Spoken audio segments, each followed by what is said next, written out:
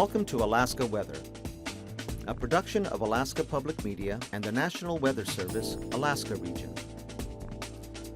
Produced and broadcast daily from the studios of KAKM, Alaska Weather provides complete forecasts, public, marine, and aviation for all of Alaska. Alaska Weather is made possible by the following sponsors.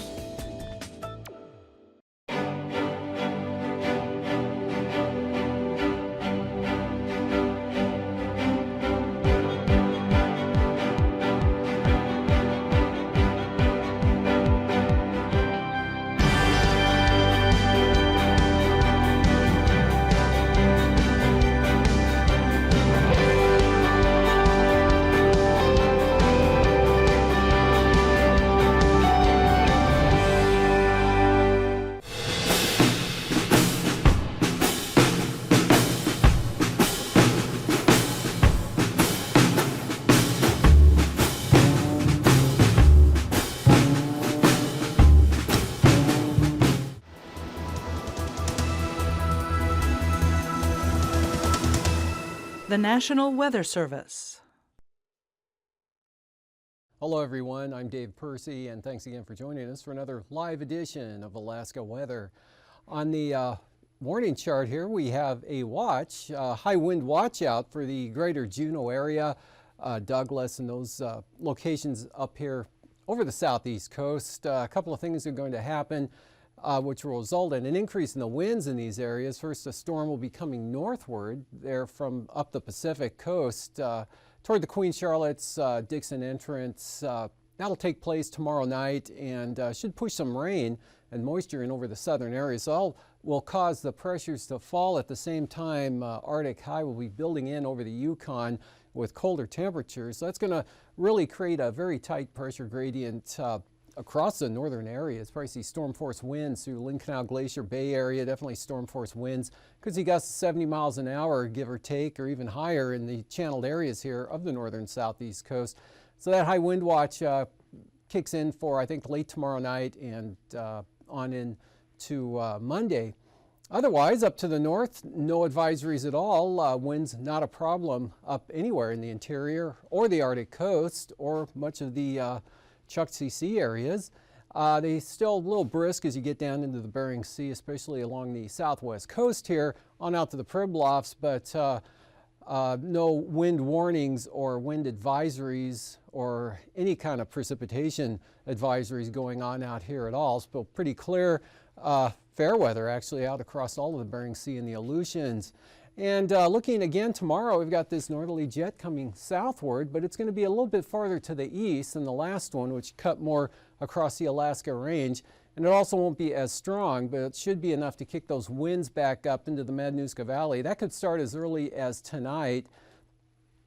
Just not a wind warning, just a strong wind out in the forecast. Looking for gusts to pick back up to 55 miles an hour through the Matanuska Valley, Palmer and those areas. Later this evening and continuing through the day tomorrow. And looking at the yesterday's satellite imagery shows that low pressure area that came southward through the interior Thursday night and Friday morning, came across south central Alaska, of course, brought the strong winds with it. That spread on down in toward Kodiak Island, the Alaska Peninsula, Bristol Bay in these areas, and the heavy snow on the north side of that system spread across the Kenai Peninsula, the southern Kenai Peninsula, and brought anywhere as much as 20 inches of snow into Seldovia and a foot or more up across the Turnagain Pass areas, with strong winds shifting down. Still very windy today. Had gusts throughout the afternoon up to 60 miles an hour down Alaska. Very brisk winds and mostly rain or rain and snow mix, depending on which side of the peninsula you were on today, depending on what type of precipitation you had. It started out as snow in some areas, but went over to rain there at Kodiak. And again, the low continuing to track southeastward, and a couple, actually another center there. So that just kept those winds blowing all day today, very strong there across the Dutch Harbor, Unalaska area out to Nikolsky, as well as the Alaska Peninsula, but dropping back to 15 to 30 miles an hour, coming down a little bit there over the Bristol Bay zone, and still some gusty winds. Kipnuk seeing gusts up to about 40 miles an hour. Cape Newnham earlier on, and very strong winds out across the Pribilofs as well, 40 to 50 mile an hour winds or more with a higher gust at St. George Island. Still very windy for St. Paul, but you can see pretty fair out here over the Aleutians, and the winds come down a little bit toward Adak and Atka, still breezy there, but not too bad. And up to the north here, batch of clouds coming almost due south out of the Arctic. They're coming onto the Arctic coast, and then another mass out in this area. But it's the one up here we're watching, another disturbance that will come southward. And we had this one today dropping down that brought a little bit of light snow in over the eastern Alaska range, down across the Wrangell Mountains, and then some more flurries back up in that area, and then another one here. And that's all going to drop southward, and we'll have an increase in those northerly winds aloft. And then this high will begin to build southward as well, and that's going to tighten up the pressure gradient. Again, those winds picking up tonight. Actually, they may not pick up until actually tomorrow there over the Madanuska Valley, but definitely look for an increase by midday tomorrow. They definitely will be kicked back in, and the gradient and winds will be increasing here all along the North Gulf Coast, Prince William Sound during the day tomorrow. This system continuing to pull off to the southeast, rain lighting up now as well as the wind there Kodiak Island, and very nice sunshine here across the Bristol Bay areas as well as up over south central Alaska. Many areas seeing a lot of clear weather and sunshine, much lighter winds, colder temperatures up here over the interior, with some areas remaining well below zero into the afternoon. And this system will actually begin to drop off and not be much of a factor anymore. As far as precipitation goes, still have this gradient, but nothing like it was, so the winds will be down. Still breezy, 15 to 30 miles an hour here along the southwest coast, and then as the gradient increases tonight, later, again, the winds coming back up over the Madanuska and Susitna Valley areas, channel areas of Prince William Sound, so Valdez will see an increase in the winds, as well as the Copper River Basin, maybe the eastern Alaska Range as well, and of course it'll stay windy over the northern southeast coast. Most of this moisture will stay off into Canada, but still kind of some lingering stuff possibly over toward Northway, very light snow and some clouds possible. The low out here in the Gulf of Alaska will have snow showers associated with it, but they should mostly be off the coast here and west of the Panhandle. And then we'll look at tomorrow's forecast. Same sort of situation, really not much change here, just these areas of showers rotating around that low center that's far enough off the coast. Should keep it all off the North Gulf Coast, but one of those showers could swing up and clip the Cordova area, possibly with some moisture tomorrow. Otherwise, no change really for the Panhandle. Still have those gale force winds, especially on the gusts over in the northern inside waters, and lighter winds out along the coast and to the south. We're seeing the development of this system here beginning to push northward already tomorrow afternoon, and that'll continue its northward track tomorrow night. But in the meantime here, this northeast wind flow keeping it dry and sunny. Sunshine, Bristol Bay, the southwest coast, all the way up into the interior. Winds get lighter up here. Look for lows tonight actually dropping 35 to 45 below zero in the Yukon Flats, North Slope areas, barring any cloudiness that may creep in or persist up here over the flats. But winds picking up again, the big story here again for south central Alaska, and snow showers, scattered snow showers out along the Aleutians in areas, nothing significant at all falling, and then no storms really all the way out to Chimie-Aratu. And then for Monday, we'll see the northward progression of this system pushing rain up into the southern southeast coast, and then this high building southward, and you can see it really puts a squeeze on the atmosphere here. A lot of lines, and where the lines are closest together, that's when the winds blow the strongest.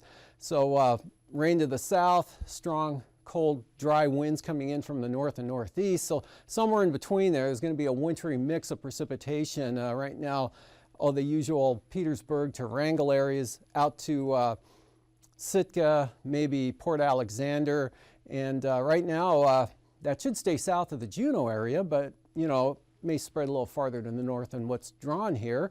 And then we still have the strong winds out along the North Gulf Coast as well, with strong gusts coming out of the Copper River Delta areas, but beginning to slacken back a little bit now over south central Alaska and up the valleys there toward Palmer, Wasilla, and those areas. So the winds will be in a decreasing mode in these areas on Monday afternoon, but watch for the increasing chances of snow. Much colder air here out over the western Gulf of Alaska, so precipitation will be in the form of snow, and some of that likely will come back in, especially along the east side of Kodiak Island during the day on Monday. But sunshine here over the southwest interior, the western interior as well. Very dry conditions. And then another Arctic front dropping southward may bring some light snow in toward the Barrow area, mainly anywhere from Wainwright to Barrow, Atasuk areas, and less effect even over the north slope. There's some clouds possibly spreading in. Right now, not much wind associated with that feature, the way it looks at this point in time. Out to the west, nothing but high pressure there from the Russian Far East, ridging southward across the western Aleutians. So that's going to keep this gradient in place here, and colder air sweeping in over the southeast Bering Sea will push down across the eastern Aleutians and Alaska Peninsula. So whatever moisture that picks up, it definitely will be cold enough to drop it in the form of snow showers here for around Alaska and Nelson Lagoon, False Pass, and Cold Bay in those areas.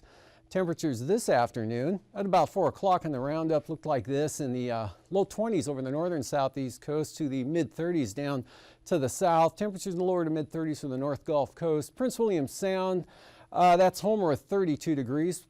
Kodiak pushed up to 40. Looked like a little clearing took place there this afternoon.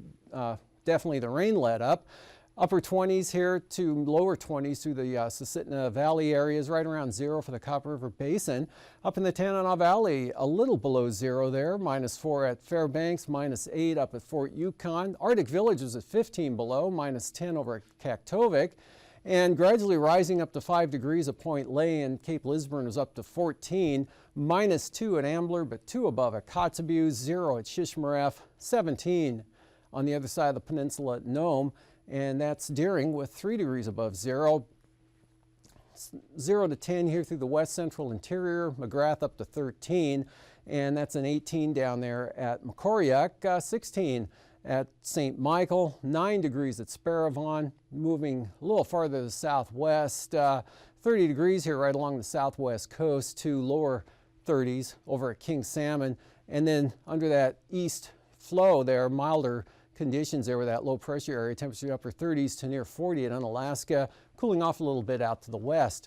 Lows for tonight, mid 30s below 0 to, again, anywhere could drop into the -40s actually easily tonight in the clear skies and light wind zones. Definitely below 0 Arctic coast, all the way out across the northern Seward Peninsula. It's about where the 0 degree isotherm is, right along the Bering Strait, dropping to near Bethel, and then back over to the Alaska Range. Maybe temperatures dropping down to 3 degrees at Talkeetna tonight, or Willow. But again, that'll be in the wind calm areas. Below 0 for the Copper River Basin, 21 at Homer, lower 30s for Kodiak, lower to mid 30s for the Alaska Peninsula, and pretty chilly there over the southeast coast. And for tomorrow, cool 20s here for the Panhandle, some cases just lower 20s or upper teens over the northern areas. Colder along the North Gulf Coast, below 0 the entire day for the Copper River Basin, again, as this cold air pushes southward, riding in on those gusty northerly winds. Wind chills will be on the low side as well. Teens for the highs here for the Kenai Peninsula, 30s for Kodiak Island, and teens much cooler here for the Bristol Bay area, but staying on the mild side for the Aleutians and the Alaska Peninsula. Flying weather, marginal VFR to IFR, that'll be mostly over here in the Canada territory, and then along and off the coast here with that low pressure area. It should be VFR from Kodiak Island all the way around through the Panhandle tomorrow, as well as all the way up, maybe some patchy stuff on the eastern Arctic coast, and then some moisture here that we saw on the satellite could bring some IFR, possibly IFR, into Cape Lisburne and Point Hope, and then kind of a band of that stretching down into the northern Bering Sea areas. But just some areas of marginal VFR, and that's about it here out over the southern Bering Sea and the Aleutians. VFR, it looks like from False Pass there, Cape Sarachev, up across Bristol Bay, and all of the western locations. Franituvik, VFR on either approach, wide open all along the Brooks Range there. All the passes really looking really good. Ceilings of visibility is unlimited for Rainy, Windy, and Isabel. No problems. Mentesta, maybe some low stuff here on the northern entrance along the north side of the eastern Alaska Range there, but nothing that significant, definitely not enough to close the pass. And for Tonita VFR, Portage optimistically VFR in spite of the easterly flow continuing on that eastern entrance. And for Chilkoot and White, good VFR through the day tomorrow. And the freezing levels here south of the Pribilofs, cutting across somewhere near the Alaska Peninsula, maybe a little to the north, but to the south of Kodiak, and off the coast there into the Gulf and the southern Panhandle. A little milder out here to the west where it has been. And then no icing expected tomorrow anywhere, kind of an icing-free day. One of the very few times I've ever put this on the icing graphic, but no reason to over forecast. So looking at the upper level wind flow chart, here's this upper level low kind of coming south, or it is coming southward and sort of back into the Copper River Basin, and the northerly jet associated with that expected to bring the stronger winds back into some areas, but not as strong as what we saw on Friday across southern Alaska, but pretty brisk later tomorrow and into Monday there again for the eastern Gulf Coast and into the northern Panhandle, and another jet max out here to the west. Northeasterlies 45 knots over the southwest interior at 9,000 feet tomorrow, about 30 knots across the Seward Peninsula, much lighter for the Panhandle, not much in the way of wind at this level at all. While at 3,000 feet, we're looking northeast to southwest, starting out at about 5 knots up here over this part of the state, and then increasing up to 40 knots along the southwest coast to 30 knots near the Pribilof Islands. 20 to 25 knot northeasterlies really drop off over the western and central Aleutians.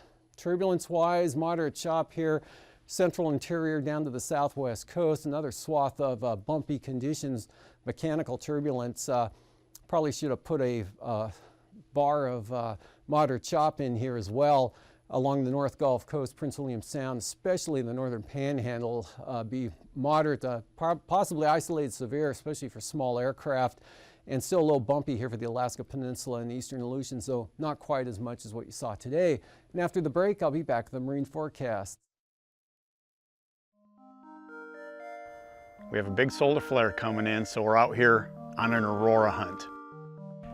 It's a CME, it's a dynamite, coronal mass ejection. It's when the sun, it kicks off energy and these explosions that are larger than the Earth, explosion type things coming off of sunspots.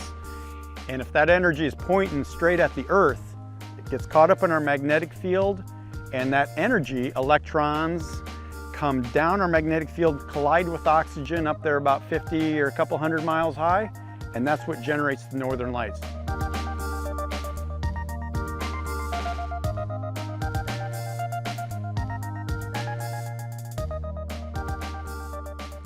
My job as the photographer and the aurora hunter is to be in position, you know, location, location, location. And I like to think I'm composing. Mother Nature, it's a bit of a teamwork thing, you know, she's got to put on the show, but I have to be in the right position and of course with the right tools and the know-how. I've stopped keeping track of how much time I spend out here in terms of hours. It's more in terms of weeks or months, or at this point years now. You know, it was always in me. Even when I was a kid growing up in the lower 48, I would spend nights sleeping on our trampoline, just staring at the stars. I'm in 4th grade and I'm going, wow, look at those stars. And I'd see how many nights in a row I could sleep on the trampoline.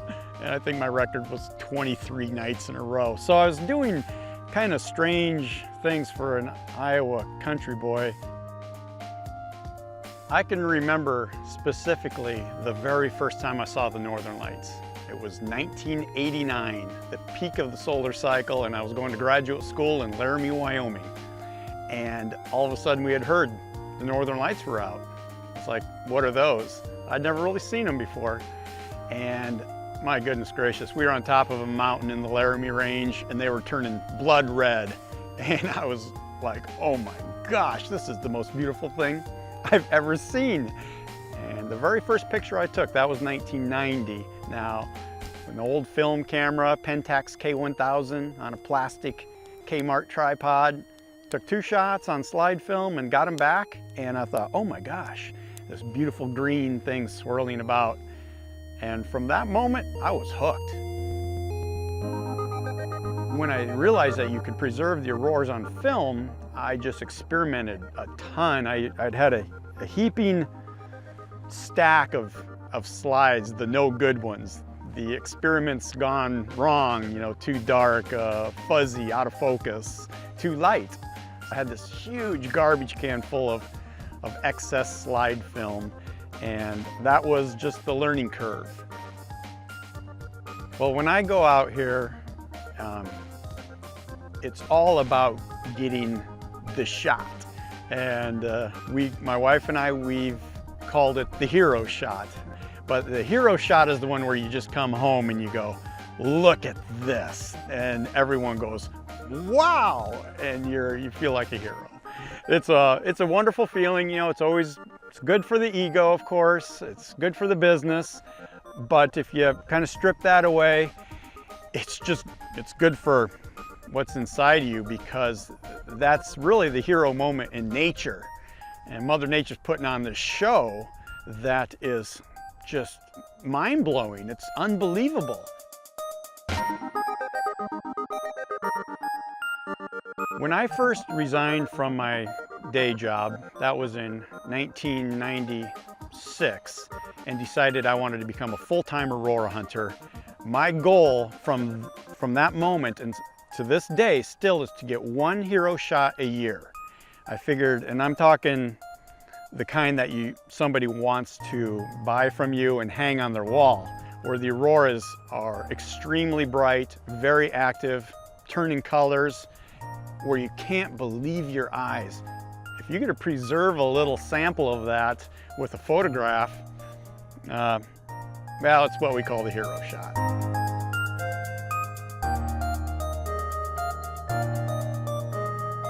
Wow, what a feeling. I mean, you're elevated, levitating, you're lifted up. Your spirits are so high that I love that feeling. And I think I get that so much from seeing cool things in nature that I will go way out of my way to find that. And I can, you know, the next day, well, I'll be just laying there thinking about it and thinking how lucky I was, or how fortunate. Of course, I just, you know, spent 2 weeks sitting there staring at the sky and not seeing anything. So you got to remember that, you know, luck is kind of a relative term, but I still just feel incredibly lucky to be even in a position to where I could have been there, taken a photograph of it, and just mainly experienced it. Well, that feeling could last for days.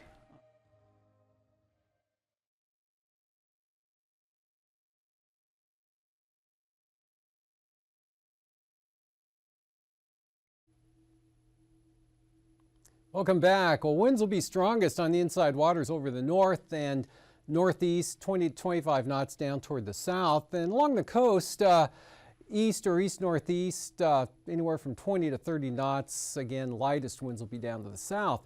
Then for Monday, look for storm force northerlies with even higher gusts here over the northern inside waters. Heavy freezing spray, colder air coming southward. And then winds should come up to at least 25 knots, mostly from the northeast, becoming a little more easterly to even southeast as you get down toward Dixon Entrance into the afternoon on Monday. And then up to 40 knots there. Look for some gales, especially those outflow bay areas there where you'll see even the stronger, higher gusts. And for Cook Inlet, northerlies, northeasterlies, 20 knots tomorrow here through the Cook Inlet area. About the same, Shelikof Strait. Small craft advisories on the east side of Kodiak Island, and that'll extend all the way up into Prince William Sound tomorrow. And look for much higher wind gusts coming out of the northern bays there by late in the morning to definitely by the mid-afternoon hours. And for Monday, that'll continue quite strong here. Prince William Sound, especially on the higher gusts, all the way along the North Gulf Coast areas, 25 to 30 knots here. A little farther offshore for the most part. Northerlies coming up to 35 knots here on the east side of Kodiak Island for some more gales. Heavy freezing spray all through these areas right up into Cook Inlet with those 25 knot winds.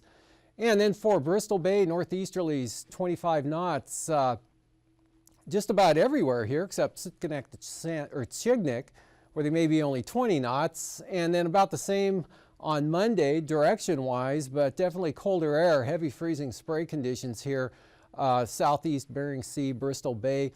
Even on the Pacific side, looking at probably freezing spray conditions with 25-knot northeasterlies. In the Aleutians, central and eastern areas, that's where it'll be the windiest, north to northeast, 25 to 30 knots out in this area. And then just west of Adak, really dropping off there under high pressure, just 15-knot winds. And those will remain light out there through Monday. And still holding on to some gales there for the Fox Islands, Unalaska and Okolski. Small craft advisories, northerlies here for the central areas. And then for eastern Bering Sea, southwest coast, looks like some gale force northeasterlies here, Kuskokwim Bay, south of Nunivak Island over to Cape Newenham, and near gale force, maybe a little under there for the Pribilofs, seas up to 13 feet. Freezing spray here, 20-knot northeasterlies over the northern Bering Sea, taking a turn more to a northerly direction up across St. Lawrence Island. And then those will drop off, kind of high pressure building over the area here. So 15-knot northwesterlies there for St. Lawrence Island. Northerlies 20 knots, staying pretty brisk here. Brisk wind advisories, Cape Newenham up to Nunivak Island, Kuskokwim Bay, northeast 30. No change for the Pribilofs, freezing to heavy freezing spray out in this area. For the Arctic coast up there, pretty light wind, still could kick up to 20 knots here on the east side toward Kaktovik, but otherwise very light winds back even on the west side. And then some northerlies, 10 to 15 knots from Cape Lisburne all the way down to the Bering Strait. And then maybe picking up to 20 knots here on Monday, but staying rather light, maybe 15 knots. These forecasts are to be used for planning purposes only. Call 1-800-WX-BRIEF for a formal pre-flight briefing. Always file a flight plan before you go flying. The U.S. Coast Guard Auxiliary urges you to leave a float plan with a friend or the harbor master before you go boating. Alaska Weather is made possible by the following sponsors.